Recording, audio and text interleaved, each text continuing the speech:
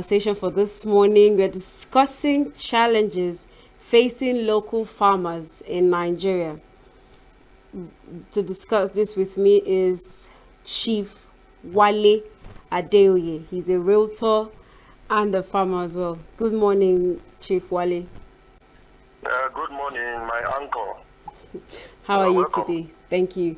So we're Thank God, my discussing. sister. All right, we're discussing challenges, and you are a farmer yourself. Top of the Yeah. head, tell us what has been your greatest challenge as a farmer. Thank you very much. The challenges of local farmers in Nigeria are multidimensional. But let me first of all discuss land ownership. Okay. It is a serious problem for an average local farmer. Ab initio, authority and power on land was vested on kings and warlords in Nigeria, most especially in traditional setting. The old land tenure system vested powers on all these kings and warlords, and that is why till today the menace of Omonile, land grabbers and so on, is a serious issue for the average local farmers. They could visit your farm at any time to demand for outrageous rents, and if you fail to pay them, they will destroy your farm. And nothing will happen. Even if you report to the police, there's nothing anybody could do about it. It is a perennial menace. But sometimes in 1978, during the reign of the then military head of state, the government introduced what they call LUD, Land Use Decree. It is now tagged Land Use Act as amended. Okay. The government transferred ownership and authority away from those kings and warlords and transferred the powers to the government. Therefore, any land that falls within a particular local government is held in trust by the chairman of the local government. If it falls within the jurisdiction of a state, it is held in trust by the state governor. And if it is a federal space, it is held in trust by the by the president. But the issue is, this LUD, or Land Use Act as amended, is creating more problems than it solved. Although it drastically reduced the activities of land grabbers and warlords and kings on land ownership, but it created a different dimension. It created a problem of a different dimension. Now, the government, if they're interested in your land, they will use that power, the power to acquire, the power to sell, the power to give, the power to do anything on land. They will use that power under that Land Use Act to acquire your land with pretense. When I say pretense, I mean pretense for compensation. As at the last time I checked, I think palm tree attracts, 250 naira per stand. And you can imagine palm tree, a unit of palm tree that you can harvest for over 100 years, over 100 years. Somebody comes, destroys it, and gives you 250 naira. Is that not disgusting? Is that not disheartening? Yes. Cocoa, I think that one attracts between 200 and 250 as well. Cocoa that you can attract, that you can harvest for another 100 years. Recently, it is alleged that Ondo State government sold cocoa farms in Ondo State to Chinese investors. It was in the news. Those investors came overnight and bulldozed all the cocoa trees in some parts of Ondo State. You could see the bulldozers at work. You could see farmers crying over their loss. Nothing has been heard from any authority up to this moment. So these are problems the average local farmer is facing on authority on land. And see, that is not enough. The activities of Fulani herders is another dimension to challenges on farmers in Nigeria. I remember I planted some 50 acres of land some 12 to 15 years ago. I planted palm trees. Palm trees at a seedling stage is highly sugary and palatable to cows. These Fulanis, they will rear their cattle on the farm and they will destroy all the palm tree seedlings. I think that is not enough. They will set the farm on fire because the newly sprouting grass is equally sugary. So what do we have? 50 acres of land as of today, I can hardly count 500 stands of a palm tree. Imagine if an average farmer goes to secure a loan, either from the bank or cooperative, to invest on 50 acres of land, and today it cannot boast of 500 units of a palm tree. Is that not a disaster? Is that not a financial or investment disaster? I think that is not enough. Farmers are no longer safe on their farms. Yes. Farmers are no longer safe. In any part of the country, farmers are no longer safe. If you try to defend your farm, Fulanis brandishing AK-47 will attack you. Today, prices of foodstuffs are exorbitant. Nobody dares go to the farm alone. Sometimes in Oyo State, some few years back, let me say local farmer, but he was a farmer. He came from abroad and invested in farming, somewhere in Okiogo. He employed over 300 workers. Fulani invaded his farm. He went to report to the head of the Fulanis. This man was killed. He was murdered. And they refused to release his corpse until they paid ransom. Is that a positive signal to other investors in farming? Like in a local government of your state, I was invited to one of the police stations to come and rescue a farmer that was imprisoned. What was his offense? He was on the farm, and Fulanis came, and they started uprooting his young cassava tubers, using it to feed their own cows in his presence. Even if he was a fool, will he defend his farm products or not? In an attempt to defend his farm, they arrested him and locked him up at the police station. Another incident happened when Fulanis came to a particular farm. They shot the farmer. In an attempt to defend himself, he shot back.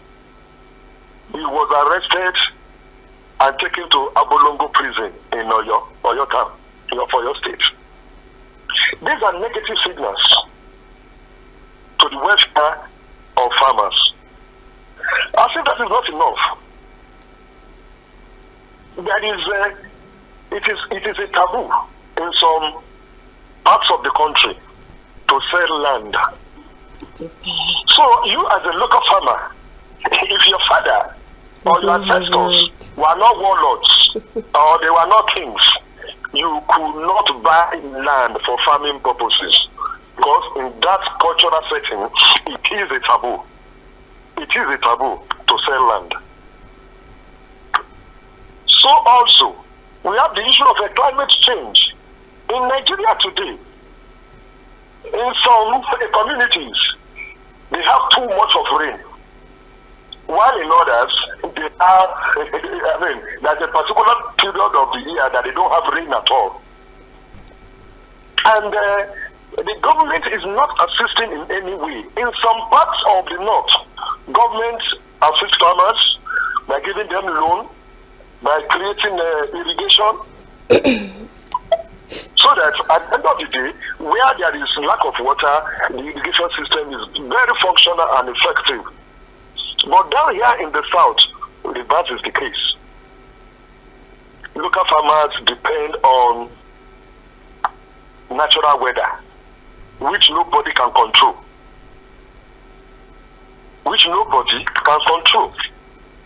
So also, the issue of roads. Food crops are produced not in cities, but in villages, in farms and villages. The roads to these villages are horrible. The roads to these villages are horrible. They are death traps. Nobody, in short, to transport, to convey a bag of gari from the village to the township is something else. It's cutthroat. The cut is cutthroat. The government is not doing anything about these roads. So the men who risk their lives to go to the villages, they buy at the cheapest rate. When they manage to bring it to township, they sell at exorbitant prices. So the real producers of these foodstuffs are the farmers, and they are left, there. In disciplined times, farmers are kings. But in Nigeria, farmers are slaves. Farmers are slaves. Nobody wants to care whether, you survive or not. I remember sometimes in the late 60s, there was a war. There was a war between the farmers and the government. What caused the war in the western part of the country? What caused the war? Government reduced the price of cocoa. 2, they now insisted that farmers' wives will pay tax. Thirdly, that the tax farmers were paying was equally increased. And these are the people, though majority of them then were illiterate, but they were conscious of their rights. And they fought. They stood against the government and fought. The leader of the Agbekoya then, they call themselves Agbekoya. The leader of the Agbekoya was a late Pa Adioye. So what am I saying in essence? If you look at all these problems together, it has reduced the farmer, the local farmer, to a slavery status. In Nigeria, nobody bothers about the welfare of the average farmer. And ironically, the same farmers go to the same markets with the bourgeoisies. Their children attend the same school with the children of the elites. So how does he survive in that kind of system? So, my sister, in conclusion, the plight of the average farmer, the plight of the average local farmer in Nigeria is horrible. It's horrible. Whereas they are supposed to be the richest. Farmers are supposed to be the richest, because without the farmer, you can't have your doctor, you can't have your engineer, because all these people, your engineer, all the other professionals, they have to eat. Yes. And it's only the farmers that produce, food items. Do you know the effect of these things? It's a cycle. when farmers cannot go to the farm, we are forced to import foreign goods. Foreign goods oftentimes are not, some of them are not original. It is announced that people imported some rice, plastic rice. What is the effect of that? There are some diseases that were never known in the times of our great grandfathers. Now, an average young man of 30 is having high blood pressure, is having this, is having that, all sorts of things. So also, if you go to the market now, you will see some palm oil looking very attractive, but if you are not careful, you will discover that some of these palm oil are mixed with foreign items. They are not the original that is produced here in Nigeria, in our Nigerian farms. And all these things have adverse effect on the health of the populace. You now hear people having cancer of that, cancer of this, cancer of that. So, I sincerely hope the government will come to the aid of not only the farmers, but the general populace, and solve some of those problems. Talking about the menace of the Fulani others, the issue of that man that was taken, the issue of the farmer that was taken to Abolongo in Oyo. The head of the Fulani said, I was there. He said he will only sell one cow. That the proceeds from the sale of one cow is enough for him to go to litigation with all of us. That's true. Not minding whether somebody's life was at stake or not. To them, the lives of their cows are more important to them than the lives of local farmers. Nobody is fanning the embers of ethnic war. No, but we should have equal rights. My question is, when we were in the villages in those days, we used to see Fulani elders. They only brandish stick to have their cattle. So how, when did Fulani start to carry AK-47? AK-47 is not cheap. Who are their sponsors? Where did they get money to buy or purchase such sophisticated weapons? We are not in a war time now. We are not in a war period. But the volume of sophisticated weapons in the hands of these young Fulanis, you will marvel.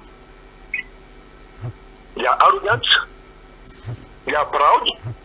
They look at you that is as old or older than their father, as if you are a nobody. I have confronted them several times on my farm. A Fulani boy will be looking at you down. I'm not exaggerating. I'm talking from personal experience. My case, my story is not the Facebook story or what do you call it? Social media story. I'm talking from personal experience. They will come to my farm, eat my palm trees, and go away. And I'm sorry to say this. If you catch one and take him to the police station, will leave you me. By the evening of the second week, you will come back to your farm. These are personal experience. I incidented many cases. I personally incidented many cases at the police station. But how many farmers will have the time and the guts to go that far? I even took one to court. A particular case got to court. After 3 months, I was advised to withdraw the case because the Fulani boy I caught on my farm and took him to the police station was an errand boy. I was advised to withdraw the case because if the law kept him there for ages, the real owner of the cow will not surface.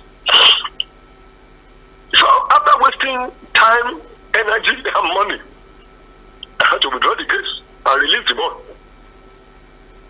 So the challenges we face is enormous. It's enormous. And I can't see the end. I can't see the end though. Because nobody's ready to listen, to the problems of the average farmer. Nobody. The only thing you hear is prices of food is exorbitant, prices of food is double. What are the factors? What are the causes of rise in the prices of foodstuff? Nobody is looking at that angle. They say in the Nigerian market, when prices are up, they stay up. What are the factors? What causes the increase in prices? Because you cannot expect a farmer who suffered all year round to plant cassava, to plant maize and all that, and risk his life to nurse them to maturity and bring them to market under that kind of terrible road, and you expect him to sell cheap. It's not possible. It's not possible. So I believe maybe the clarion call to save the farmers, maybe to get to the right corridors of power, and they will change their policy, either about land acquisition or on security or on good roads to the villages, so that at least an average farmer will to go to the farm in peace. Most of our villages are now deserted. Look at Benue State. Benue State is almost gone. And remember, Benue State used to be the food basket of the nation. I think we are missing something. Some people somewhere, I think they have, a master plan to fix problem in Nigeria. Because if you attack the source of food of a nation, you are attacking the people. Because how could they attack Benue State that's supposed to be the food basket of the nation, and everybody just kept quiet as if nothing has happened? Benue State villages are deserted.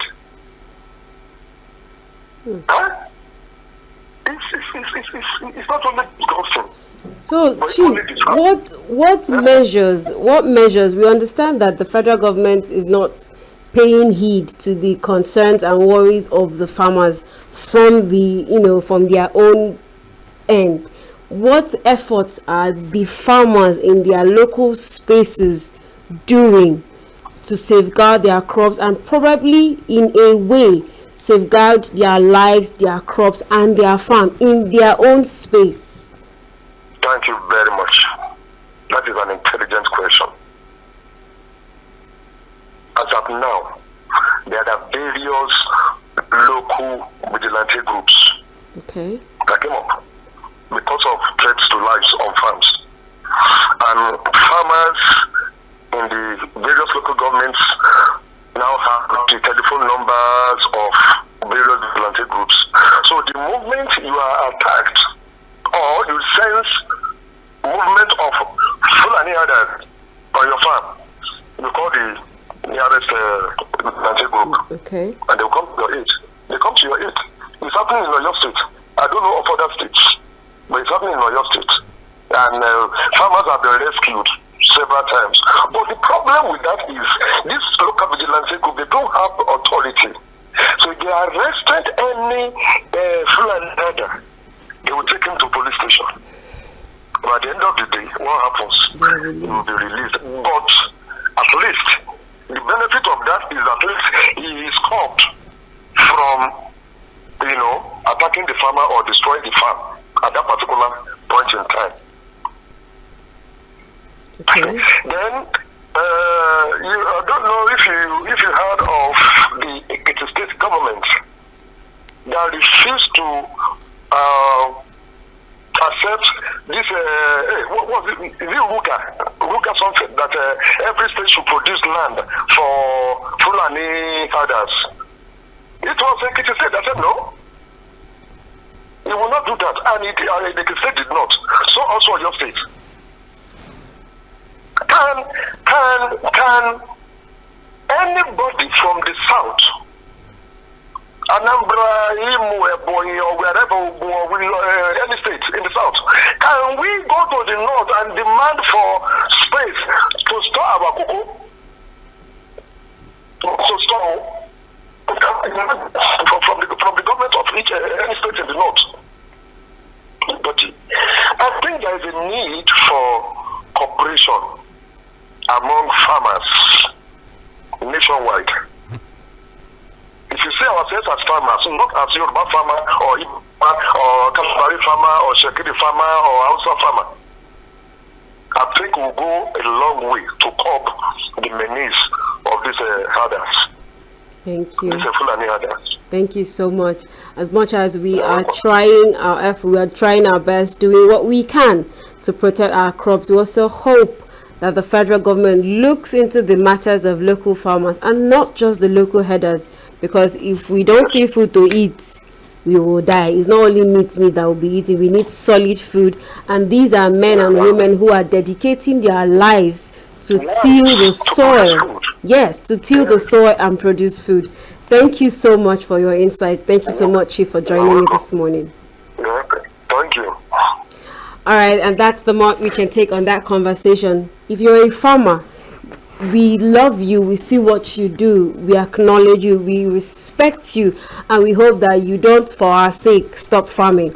All right, Signature, this is Signature TV, and this is still New Day. In a moment, we'll be back. Do stay with us.